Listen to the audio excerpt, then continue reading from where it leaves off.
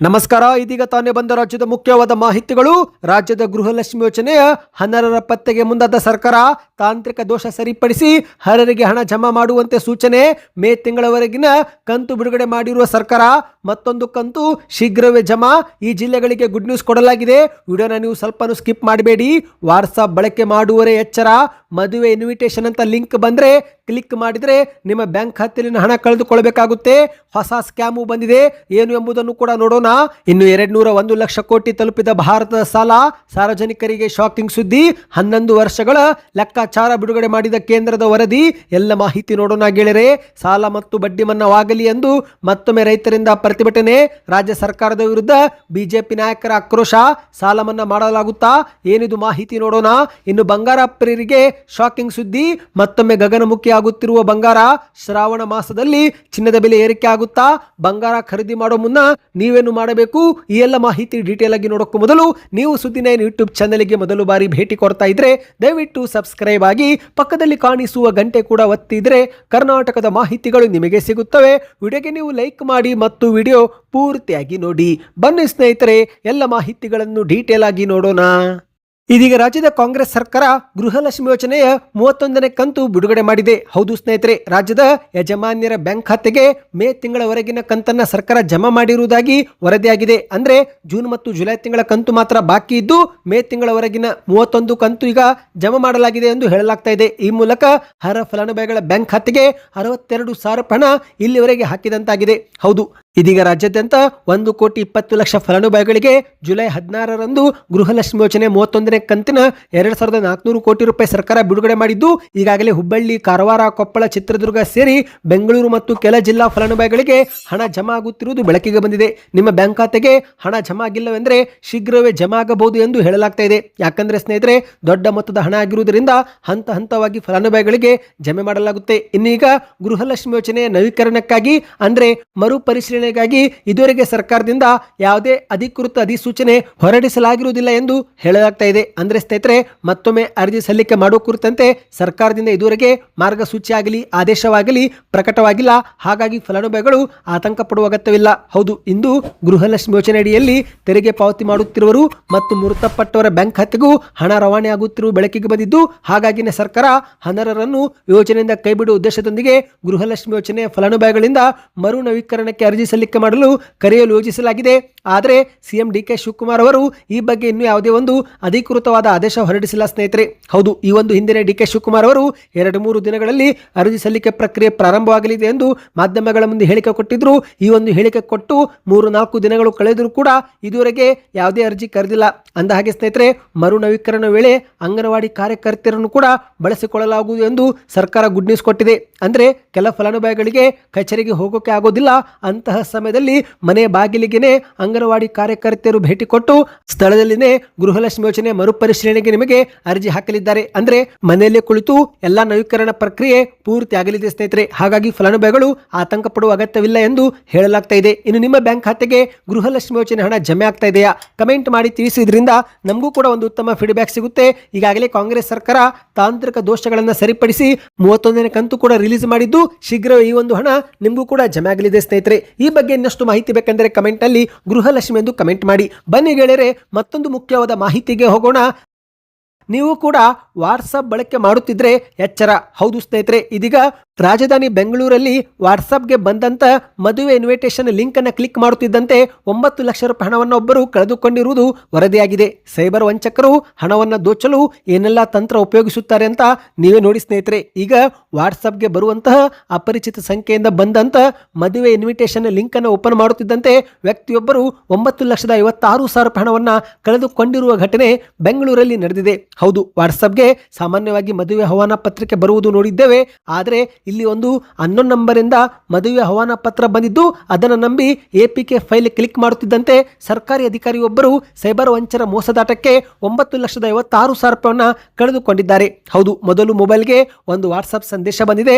ಅದರ ಕೆಳಗಡೆಗೆ ಮದುವೆ ಆಮಂತ್ರಣ ಜೊತೆಗೆ ಒಂದು APK ಅಪ್ಲಿಕೇಶನ್ ಬಂದಿದ್ದು, ಅದನ್ನು ಕ್ಲಿಕ್ ಮಾಡುತ್ತಿದ್ದಂತೆ ಮೊಬೈಲ್ ಹ್ಯಾಂಗ್ ಆಗಿ ಬ್ಯಾಂಕ್ ಖಾತೆಯಲ್ಲಿನ ಹಣವನ್ನು ಈಗ ಕಳೆದುಕೊಂಡಿದ್ದಾರೆ. ಹೌದು, ಅರಣ್ಯ ಇಲಾಖೆಯಲ್ಲಿ ಕೆಲಸ ಮಾಡುತ್ತಿರುವ ರಮೇಶ್ ಬಾಬು ಎನ್ನುವರು ಜುಲೈ 14ರಂದು ಸಂಜೆ ಹೊತ್ತಲ್ಲಿ ಅಪರಿಚಿತ ಮೊಬೈಲ್ ಸಂಖ್ಯೆಯಿಂದ ಒಂದು ವಾಟ್ಸ್ಆಪ್ ಮದುವೆ ಆಹ್ವಾನ ಸಂದೇಶ ಪಡೆದುಕೊಂಡಿದ್ದು, ಸ್ನೇಹಿತರು ಅಥವಾ ಯಾರಾದರೂ ಸಂಬಂಧಿಕರು ಈ ಒಂದು ಸಂದೇಶವನ್ನು ಕಳುಹಿಸಿರಬಹುದು ಎಂದು ಭಾವಿಸಿ ಆ ಒಂದು ಫೈಲ್ ಅನ್ನು ಓಪನ್ ಮಾಡಿದ್ದಾರೆ. ಫೈಲ್ ಓಪನ್ ಮಾಡಿದ ಬಳಿಕ ಎಪಿಕೆ ಫೈಲ್ ಎಂಬುದು ಗೊತ್ತಾಗುತ್ತಿದ್ದಂತೆ ಹೆಚ್ಚಿನ ಗಮನ ಕೊಡದೆ ಹಾಗೇನೆ ಬಿಟ್ಟಿದ್ದು, ನಂತರ 15 ನಿಮಿಷಗಳ ಬಳಿಕ ಅವರ ಮೊಬೈಲ್ ಹ್ಯಾಂಗ್ ಆಗಿ ಬ್ಯಾಂಕ್ ಖಾತೆಯಲ್ಲಿನ ಹಣ ಕಡಿತವಾಗಿರುವ ಸಂದೇಶ ಅವರಿಗೆ ಬರಲು ಆರಂಭವಾಗಿವೆ ಎಂದು ಹೇಳಲಾಗ್ತಾ ಇದೆ.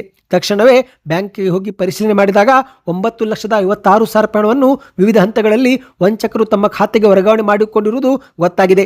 ಸದ್ಯ ಗಾಬರಿಯಾದಂಥ ರಮೇಶ್ ಬಾಬು ಅವರು ಸೈಬರ್ ಪೊಲೀಸ್ ಠಾಣೆಗೆ ದೂರು ಕೊಟ್ಟಿದ್ದಾರೆ. ಅಂದಹಾಗೆ ಸ್ನೇಹಿತರೆ, ಇಂದಿನ ದಿನಗಳಲ್ಲಿ ಆಂಡ್ರಾಯ್ಡ್ ಮೊಬೈಲ್ಗಳಲ್ಲಿ ಎಪಿಕೆ ಅಪ್ಲಿಕೇಶನ್ ಇನ್ಸ್ಟಾಲ್ ಎಂಬ ಒಂದು ಹಲವು ವಾಟ್ಸಪ್ ಮೆಸೇಜ್ಗಳು ಬರುತ್ತಿದ್ದು, ದಯವಿಟ್ಟು ಅಂತಹ ಒಂದು ಎಪಿಕೆ ಫೈಲ್ಗಳನ್ನು ಕ್ಲಿಕ್ ಮಾಡಲು ಹೋಗಬೇಡಿ. ಯಾಕಂದ್ರೆ ಸೈಬರ್ ವಂಚಕರು ಇವುಗಳ ಮೂಲಕವೇ ಮೊಬೈಲ್ ಅನ್ನು ಹ್ಯಾಕ್ ಮಾಡಿ ಹಣವನ್ನು ದೋಚುತ್ತಿದ್ದಾರೆ. ಈಗಾಗಲೇ ಕರ್ನಾಟಕ ಮಾತ್ರವಲ್ಲದೆ ದೇಶಾದ್ಯಂತ ಇಂತಹ ಎಪಿಕೆ ಫೈಲ್ ಡೌನ್ಲೋಡ್ ಮಾಡಿಕೊಂಡು ಸಾಕಷ್ಟು ಜನರು ಬಲಿಯಾಗಿ ಹೋಗಿದ್ದಾರೆ. ಈ ಬಗ್ಗೆ ನಿಮ್ಮ ಅನಿಸಿಕೆಯನ್ನು ಕಮೆಂಟ್ ಮಾಡಿ ಮತ್ತು ಎಲ್ಲರಿಗೂ ಕೂಡ ಈ ಮಾಹಿತಿ ನೀವು ಶೇರ್ ಮಾಡಿ. ಬನ್ನಿ ಗೆಳೆಯರೆ, ಮತ್ತೊಂದು ಮಾಹಿತಿಗೆ ಹೋಗೋಣ. ಇದೀಗ ಭಾರತದ ಸಾಲ 201 ಲಕ್ಷ ಕೋಟಿ ದಾಟಿರುವ ಬಗ್ಗೆ ಮಾಹಿತಿ ಲಭ್ಯವಾಗಿದೆ. ಹೌದು, ಭಾರತದ ಒಟ್ಟು ಸಾರ್ವಜನಿಕ ಸಾಲ ಕಳೆದ 11 ವರ್ಷಗಳಲ್ಲಿ 3 ಪಟ್ಟು ಹೆಚ್ಚಾಗಿದ್ದು, ಕೇಂದ್ರ ಸರ್ಕಾರವೇ ಅಂಕಿಅಂಶಗಳನ್ನು ಈಗ ಬಿಡುಗಡೆ ಮಾಡಿದೆ. 2014-15ರ ಅಂತ್ಯದಲ್ಲಿ 64.11 ಲಕ್ಷ ಕೋಟಿ ಇದ್ದಂಥ ಸಾರ್ವಜನಿಕ ಸಾಲ ಈಗ 2025-26ರ ಅಂತ್ಯಕ್ಕೆ 201 ಲಕ್ಷ ಕೋಟಿ ದಾಟಿರುವುದು ವರದಿಯಾಗಿದೆ. ಹೌದು, ಲೋಕಸಭೆಯ ಪ್ರಶ್ನೋತ್ತರ ಅವಧಿಯಲ್ಲಿ ಸ್ವತಃ ಹಣಕಾಸು ಖಾತೆ ರಾಜ್ಯ ಸಚಿವ ಪಂಕಜ್ ಚೌಧರಿ ಅವರು ಈ ಬಗ್ಗೆ ಮಾಹಿತಿ ಕೊಟ್ಟಿದ್ದಾರೆ. ಈ ಒಂದು ಕೇಂದ್ರದ ಸರ್ಕಾರದ ಅವಧಿಯಲ್ಲಿ ಸಾರ್ವಜನಿಕ ಸಾಲವು 137 ಲಕ್ಷ ಕೋಟಿ ಹೆಚ್ಚಾಗುವ ಮೂಲಕ 201 ಲಕ್ಷ ಕೋಟಿ ಭಾರತ ಸಾಲವಾಗಿದೆ ಎಂದು ಅವರು ಹೇಳಿದ್ದಾರೆ. ಅಂದ್ರೆ ಬಿಜೆಪಿ ಸರ್ಕಾರ ಅಧಿಕಾರಕ್ಕೆ ಬರುವ ಮುನ್ನ 64 ಲಕ್ಷ ಕೋಟಿ ಇತ್ತು. ಈಗ ಅದಕ್ಕೆ 137 ಲಕ್ಷ ಕೋಟಿ ಹೆಚ್ಚಾಗುವ ಮೂಲಕ 201 ಲಕ್ಷ ಕೋಟಿ ದಾಟಿರುವ ಬಗ್ಗೆ ಮಾಹಿತಿ ಕೊಟ್ಟಿದ್ದಾರೆ. ಅಂದ್ರೆ ಸ್ನೇಹಿತರೆ, ಸರ್ಕಾರದ ಪ್ರಕಾರ ಈ ಒಂದು ಮಾಡಿರುವ ಸಾಲವನ್ನು ರಸ್ತೆ, ರೈಲು, ಬಂದರು, ವಿಮಾನ ನಿಲ್ದಾಣ, ರಕ್ಷಣಾ ಮೂಲ ಸೌಕರ್ಯ, ವಿದ್ಯುತ್ ಮತ್ತು ಡಿಜಿಟಲ್ ಮೂಲ ಸೌಕರ್ಯ ಸೇರಿದಂತೆ ದೀರ್ಘಾವಧಿ ಅಭಿವೃದ್ಧಿ ಯೋಜನೆಗಳಿಗೆ ಈ ಒಂದು ಹಣ ವಿನಿಯೋಗ ಮಾಡಲಾಗಿದೆ ಎಂದು ಅಭಿವೃದ್ಧಿ ಯೋಜನೆಗಳ ಬಳಕೆ ಬಗ್ಗೆ ಕೇಂದ್ರ ಸರ್ಕಾರ ಇಲ್ಲಿ ಸಮರ್ಥಿಸಿಕೊಂಡಿದೆ. ಅಂದರೆ ಸ್ನೇಹಿತರೆ, ಸಾರ್ವಜನಿಕ ಲೆಕ್ಕಾಚಾರದ ಪ್ರಕಾರ ನೋಡುವುದಾದರೆ ದೇಶದ ಪ್ರತಿಯೊಬ್ಬ ನಾಗರಿಕನ ಮೇಲೆ ಈಗ ಸಾಲದ ಪ್ರಮಾಣ 1.39 ಲಕ್ಷ ಆಗಿದೆ. ಅಂದರೆ ಪ್ರತಿಯೊಬ್ಬರ ಮೇಲೆ 1,39,000 ರೂಪಾಯಿ ಸಾಲವನ್ನು ಹೊರಿಸಲಾಗಿದೆ ಎಂದು ಹೇಳಲಾಗ್ತಾ ಇದೆ. ಅಂದಾಗೆ ಸ್ನೇಹಿತರೆ, ಇಲ್ಲಿ ನಾವು ಸಾಲ ತೀರಿಸಬೇಕು ಅಂತ ಏನೂ ಅಲ್ಲ, ಇದು ಕೇವಲ ದೇಶದ ಒಟ್ಟು ಸಾಲದ ಪ್ರಮಾಣವನ್ನು ಅರ್ಥ ಮಾಡಿಕೊಳ್ಳಲು ಬಳಸುತ್ತಿರುವ ಒಂದು ಮಾರ್ಗ. ಅಂದರೆ ಪ್ರತಿಯೊಬ್ಬರ ಮೇಲೆ ಎಷ್ಟು ಸಾಲವಾಗಬಹುದು ಎನ್ನುವ ಒಂದು ಲೆಕ್ಕಾಚಾರ ಅಷ್ಟೇ ಆಗಿದೆ ಸ್ನೇಹಿತರೆ. ಬನ್ನಿ ಮತ್ತೊಂದು ಮಾಹಿತಿಗೂ ಹೋಗೋಣ. ಇತ್ತೀಚೆಗೆ ಮುಖ್ಯಮಂತ್ರಿ ಡಿ.ಕೆ. ಶಿವಕುಮಾರ್ ಅವರು ಸಾಲ ಮನ್ನಾ ಮಾಡುವುದು ಅಷ್ಟೊಂದು ಸುಲಭವಲ್ಲ, ಆದರೂ ಕೂಡ ತಳಮಟ್ಟದಿಂದ ಮಾಹಿತಿ ಪಡೆದುಕೊಂಡು ಸಾಲ ಮನ್ನಾ ಬಗ್ಗೆ ಪರಿಶೀಲನೆ ಮಾಡಿ ಈ ಬಗ್ಗೆ ತೀರ್ಮಾನ ತೆಗೆದುಕೊಳ್ಳಲಾಗುವುದು ಎಂದು ಭರವಸೆ ಕೊಟ್ಟಿದ್ದು, ಅಂದರೆ ಒಂದು ರೀತಿ ರೈತರ ಸಾಲ ಮನ್ನಾವಾಗಬಹುದು ಎನ್ನುವ ಆಶಾಕಿರಣ ರೈತರ ಮನಸ್ಸಲ್ಲಿ ಮೂಡಿದೆ. ಇತ್ತ ಬಿಜೆಪಿ ಮತ್ತು ವಿಪಕ್ಷಗಳು ಕೂಡ 50,000 ರೂಪಾಯಿ ಆದರೂ ರೈತರ ಸಾಲವನ್ನು ಮನ್ನಾ ಮಾಡಲೇಬೇಕು ಎಂದು ಒತ್ತಡವನ್ನು ಹಾಕುತ್ತಿದ್ದು, ಇದರೆಲ್ಲರ ಮಧ್ಯೆ ರಾಜ್ಯದ ಹಲವು ಕ್ಷೇತ್ರಗಳಿಂದ ಬೀದಿಗಳಿಗೆ ರೈತರು ಕೂಡ ಹೋರಾಟ ಮಾಡುವ ಮೂಲಕ ಸಾಲ ಮನ್ನಾಕ್ಕಾಗಿ ಆಗ್ರಹ ಮಾಡುತ್ತಿದ್ದಾರೆ. ಹೌದು ಸ್ನೇಹಿತರೆ, ನಿನ್ನೆ ತಾನೇ ಹಾವೇರಿ, ಹುಬ್ಬಳ್ಳಿ, ಕೊಪ್ಪಳ, ಯಾದಗಿರಿ ಸೇರಿದಂತೆ ಹಲವು ಕ್ಷೇತ್ರದಲ್ಲಿ ರೈತರು ಹೋರಾಟ ಮಾಡಿದ್ದು, ಈಗ ಅದೇ ರೀತಿ ಕೊಡಗು ಜಿಲ್ಲೆಯ ಸೋಮವಾರಪೇಟೆ ತಾಲೂಕಿನ ರೈತರು ಕೂಡ ಹೋರಾಟ ಮಾಡಿದ್ದಾರೆ. ಹವಾಮಾನ ವೈಪರೀತ್ಯ, ಅಕಾಲಿಕ ಮಳೆ ಮತ್ತು ಮುಂಗಾರು ಮಳೆ ವಿಳಂಬ ಸೇರಿದಂತೆ ಹಲವು ಕಾರಣದಿಂದ ಕಾಫಿ ಫಸಲು ಹಾನಿಯಾಗಿ ನಾವು ಸಂಕಷ್ಟದಲ್ಲಿದ್ದು, ಹಾಗಾಗಿ ಕಾಫಿ ಬೆಳೆಗಾರರ ಸಾಲ ಮತ್ತು ಬಡ್ಡಿಯನ್ನು ಸಂಪೂರ್ಣ ಮನ್ನಾ ಮಾಡಬೇಕು ಎಂದು ತಾಲೂಕಿನ ರೈತ ಸಂಘದವರು ಒತ್ತಾಯಿಸಿದ್ದಾರೆ. ಕಾಫಿ ಉದ್ಯಮೆಯಿಂದ ಕೇಂದ್ರ ಮತ್ತು ರಾಜ್ಯ ಸರ್ಕಾರಗಳಿಗೆ ವಿವಿಧ ಮೂಲಗಳಿಂದ 28,000 ಕೋಟಿ ಆದಾಯ ಹೋಗುತ್ತೆ. ಆದರೂ ಕೂಡ ಕಾಫಿ ಬೆಳೆಗಾರರ ಸಂಕಷ್ಟಕ್ಕೆ ಮಾತ್ರ ಸರ್ಕಾರಗಳು ಸ್ಪಂದಿಸದೆ ಅನ್ಯಾಯ ಮಾಡುತ್ತಿವೆ ಎಂದು ಅಲ್ಲಿನ ಸಂಘದ ಅಧ್ಯಕ್ಷರಾಗಿರುವ BM ಲವ್ ಎನ್ನುವರು ಸುದ್ದಿಗೋಷ್ಠಿಯಲ್ಲಿ ಆರೋಪ ಮಾಡಿದ್ದಾರೆ. ಹೌದು ಸ್ನೇಹಿತರೆ, ಕೊಡಗಿನಲ್ಲಿ ಅರೇಬಿಕ್ ಮತ್ತು ರೋಬಸ್ಟಾ ಕಾಫಿ ಫಸಲು 60% ಹಾನಿಯಾಗಿರುವುದು ವರದಿಯಾಗಿದೆ. ಅತಿಯಾದ ಬಿಸಿಲಿನಿಂದ ಅರೇಬಿಕ್ ಕಾಫಿ ತೋಟಗಳಲ್ಲಿ ಬಿಳಿ ಕಾಂಡ ಕೊರಕ ಕೀಟ ಬಾಧೆಯಿಂದ ಫಸಲು ಗಿಡಗಳು ಸಾಯುತ್ತಿದ್ದು, ಬಹುತೇಕ ಕಾಫಿ ತೋಟಗಳು ರೋಗ ಪೀಡಿತವಾಗಿವೆ. ಹಾಗಾಗಿ ಕೂಡಲೇ ಕಾಫಿ ಬೆಳೆಗಾರರಿಗೆ ಸಾಲವನ್ನು ಮನ್ನಾ ಮಾಡಬೇಕು ಎಂದು ಒತ್ತಾಯಿಸಲಾಗಿದೆ. ಬೆಳೆಗಾರರಿಗೆ ಬಡ್ಡಿ ಕಟ್ಟುವುದಕ್ಕೂ ಕೂಡ ಸಾಧ್ಯವಾಗುತ್ತಿಲ್ಲ, ಕುಟುಂಬ ನಿರ್ವಹಣೆಯೂ ಕೂಡ ಕಷ್ಟಕರವಾಗಿದ್ದು, ಇವೆಲ್ಲ ಕಾರಣದಿಂದ ಸರ್ಕಾರ ಸ್ಪಂದಿಸಿ ರೈತರನ್ನ ಸಾಲ ಮನ್ನಾ ಮಾಡಬೇಕು ಎಂದು ಆಗ್ರಹ ಮಾಡಿದ್ದಾರೆ. ಮತ್ತು ಸ್ನೇಹಿತರೆ, ಇತ್ತ ಬೆಳಗಾವಿ ಜಿಲ್ಲೆಯಲ್ಲೂ ಕೂಡ ಬಾರ್ಕೋಲು ಹಿಡಿದು ಬಿಜೆಪಿ ನಾಯಕರು ಪ್ರತಿಭಟನೆ ಮಾಡಿ ಸಾಲ ಮನ್ನಾ ಜಾರಿ ಮಾಡುವಂತೆ ಆಗ್ರಹ ಮಾಡಿರುವ ಮಾಹಿತಿ ಲಭ್ಯವಾಗ್ತಾ ಇದೆ. ಹೌದು, ಮುಂಗಾರು ಮಳೆ ಕೊರತೆಯಿಂದ ಬೆಳಗಾವಿಯ ರೈತರು ಕೂಡ ಸಂಕಷ್ಟಕ್ಕೆ ಸಿಲುಕಿದ್ದು ಕೂಡಲೇ ಬೆಳಗಾವಿ ಜಿಲ್ಲೆಯನ್ನ ಬರ ಪೀಡಿತ ಎಂದು ಘೋಷಣೆ ಮಾಡಬೇಕು ಎಂದು ಒತ್ತಾಯಿಸಿ ಬಿಜೆಪಿ ನಾಯಕರು ರಾಣಿ ಚೆನ್ನಮ್ಮ ವೃತ್ತದಿಂದ ಜಿಲ್ಲಾಧಿಕಾರಿ ಕಚೇರಿಯವರೆಗೆ ಎತ್ತುಗಳ ಸಹಿತ ಬಾರುಕೋಲು ಹಿಡಿದು ಪ್ರತಿಭಟನೆ ಮಾಡಿ ಜಿಲ್ಲಾಧಿಕಾರಿಗಳಿಗೆ ಮನವಿ ಸಲ್ಲಿಕೆ ಮಾಡಿದ್ದಾರೆ. ರಾಜ್ಯದ ಕಾಂಗ್ರೆಸ್ ಸರ್ಕಾರ ರೈತರ ಪರ ಯೋಜನೆಗಳನ್ನು ಸ್ಥಗಿತಗೊಳಿಸಿದೆ. ತಕ್ಷಣವೇ ಎಲ್ಲಾ ಯೋಜನೆಗಳನ್ನು ಮರುಪ್ರಾರಂಭಿಸಬೇಕು. ರೈತರಿಗೆ ನಿರಂತರ ವಿದ್ಯುತ್ ಪೂರೈಸಬೇಕು. ಲೋಡ್ ಶೆಡ್ಡಿಂಗ್ ಮಾಡಬಾರದು.